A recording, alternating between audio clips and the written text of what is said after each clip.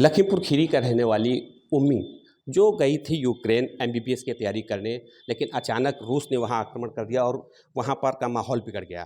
काफ़ी हालात वहां के बिगड़ गए थे। उम्मी ऐसे में वहां यूक्रेन में फंस गई थी।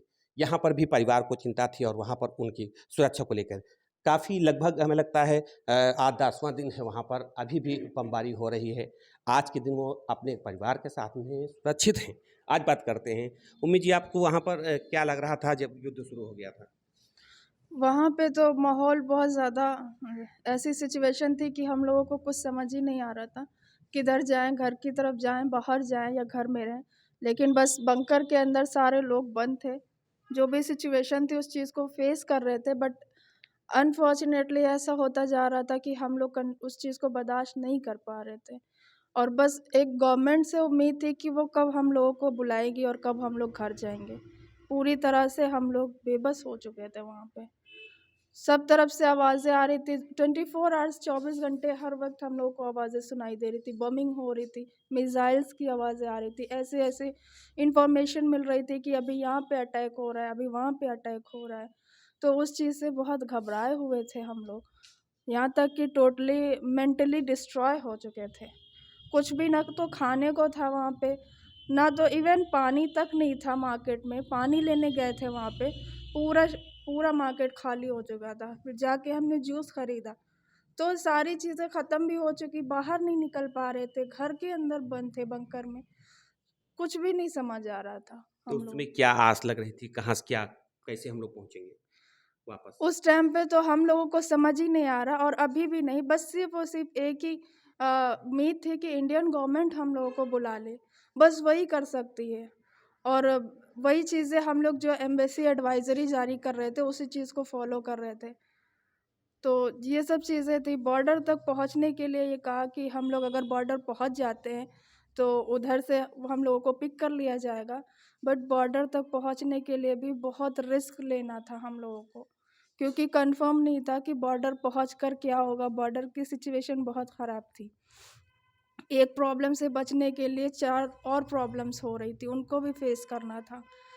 सो यही सब चीज़ें थी वहाँ पे जो हम लोग फेस कर रहे थे। तो आपके बाकी नज़दीक रॉकेट बम वगैरह गिर रहे होंगे नज़दीक। कितनी जी, दूरी थी वहाँ से आप जहाँ थीं?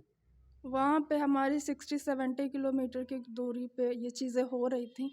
खार्किव हमारा मेरी सिटी से बिल्कुल मिला हुआ है, तो खार्किव तो टोटली अंडर अटैक है।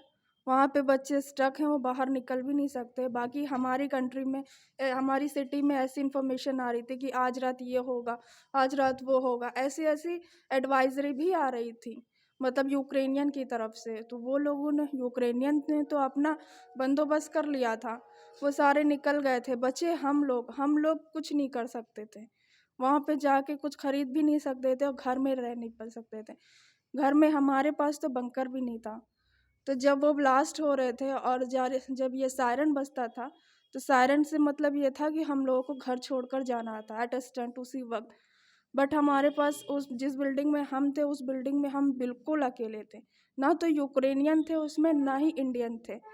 तो उस बिल्डिंग में टोटली हम एक तरफ युद्ध चल रहा था और घर में अकेले थे, और तो आपको दिक्कत हो रही होगी उसमें तो। बहुत दिक्कत थी, क्योंकि हम इवन अपनी सिटी में अकेले बचे थे। लास्ट मोमेंट पे हम निकले। सिर्फ़ लास्ट बस थी और लास्ट 2 लोग थे सीनियर, उनके साथ हम लास्ट में निकले हैं। तो ये आप किस क्लास में वहाँ पर एमबीबीएस का कौन-सा ईयर था आपका? मेरा 4th ईयर था, 4th ईयर चल रहा है यूक्रेनियन मेडिकल यूनिवर्सिटी में।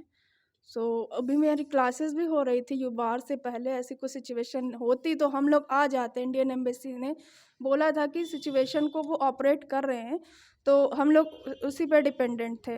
बट अनफॉर्चुनेटली वो चीज़ें बिगड़ गईं, अब आप पता नहीं। सुरक्षित यहाँ पर एकदम आईं, तो किसका धन्यवाद देना चाहेंगे?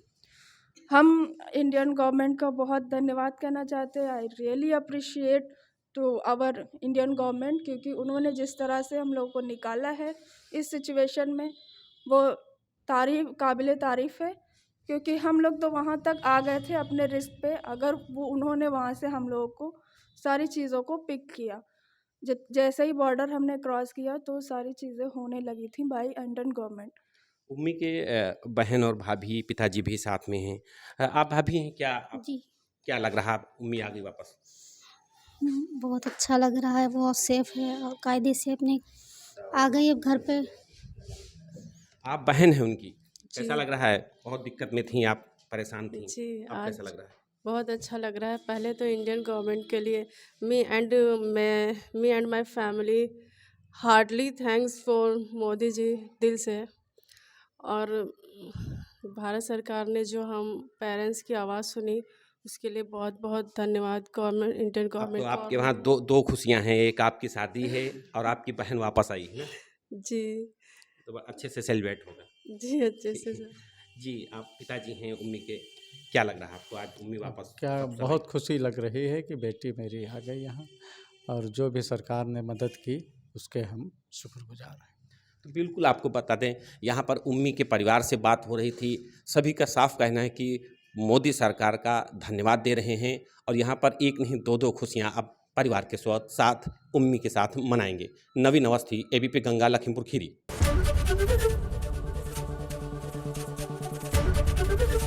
एबीपी गंगा, खबर आपकी, जुबान आपकी।